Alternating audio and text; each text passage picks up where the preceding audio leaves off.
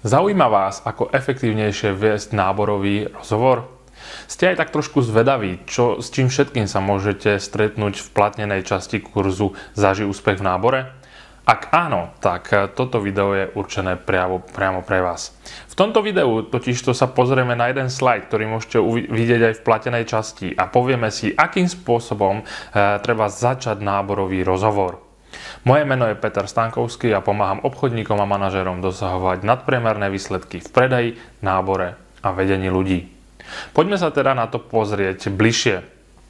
Keď si pozriete, tak aj v kurze budeme hovoriť o určitých pravidlách, ktoré v tom nábore treba dodržiavať.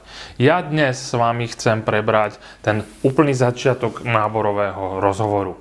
Je samozrejme, že tých náborov môže byť viacero druhov.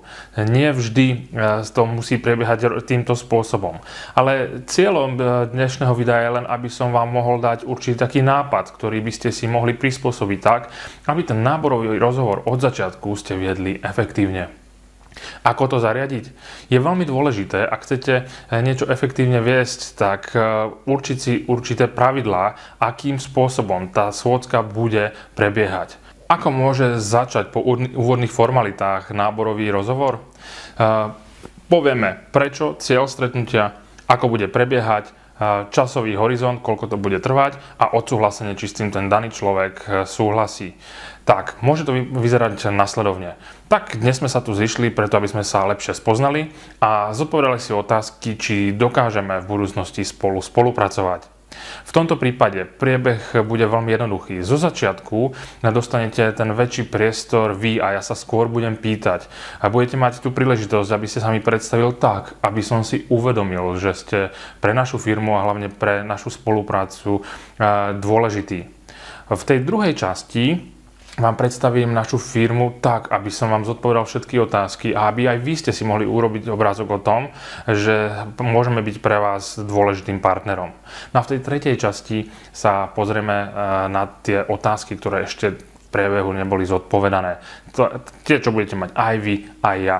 Tak, aby výsledkom tohto stretnutia bolo to, že zodpovedne vieme prehlásiť na konci, či spolu budeme spolupracovať, alebo napríklad aj nie. Na celé toto máme 30 minút. Súhlasíte s takýmto postupom? Môžeme začať. A následne štartovacia otázka. To už ale patrí do inej kapitoly. Čo je na tom dôležité, je, že aj v tom začiatku je to o tom, že sme rovnocennými partnermi. Tak ako my si vyberáme človeka alebo kandidáta, vyberá si aj on. Preto si všimnite, že on by sa mal predstaviť tak, aby sme my zistili, že je pre nás dôležitý, že on sa o niečo bude musieť snažiť a na druhej strane je to spolupráca win-win, výhra-výhra. Aj my sa predstavíme tak, aby on si uvedomil, že je pre nás a že my sme pre neho dôležitým partnerom. Aký pocit bude mať ten človek?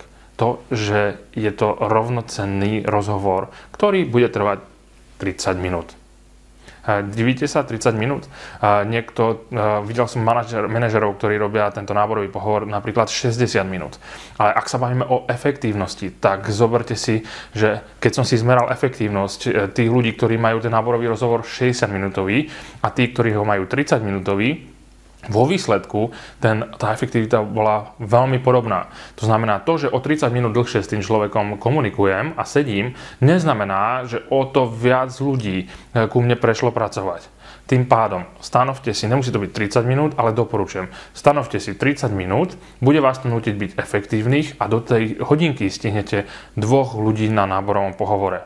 A je to váš čas, ktorý je veľmi dôležitý, pretože pri postupom času, keď budete zažívať úspechy v nábore, tak sa budete musieť starať o nové schôdzky s novými ľuďmi na nábor. Budete sa musieť starať už aj o schôdzky, ktoré prebehli a nastavovať servis týchto ľudí, ktorí už na vašom nábore boli, tak ako sme sa rozprávali vo videu v predchádzajúcom. No a následne už k vám prídu noví ľudia, takže budete musieť mať čas na to, ako zaučiť nových ľudí a niektorí z vás popri tom ešte budú robiť aj obchod, aby mali z čoho platiť účty. Tým pádom váš čas je veľmi dôležitý a je dôležité, ako sa k tomuto postavíte a ako efektívne budete s ľuďmi komunikovať. Dúfam, že sa vám toto video páčilo a že ste dostali aspoň základný návod na to, akým spôsobom začať ten náborový rozhovor. V V každom prípade, ak sa vám toto video páčilo, dajte mu like a zdieľajte ho na sociálnych sieťach, aby mohlo pomôcť čo najväčšiemu počtu ľudí, ktorí sa chcú uberať manažerskou dráhou.